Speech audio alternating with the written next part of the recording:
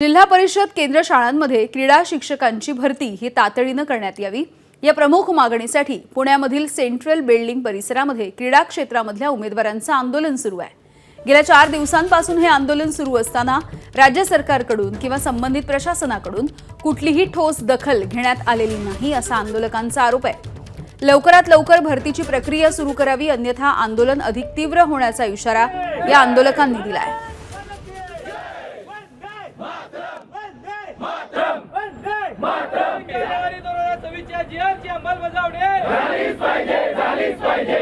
शिक्षकांची भरती झालीच पाहिजे। भारत माता की जय। एबीपी माझा, उघडा डोळे बघा नीट।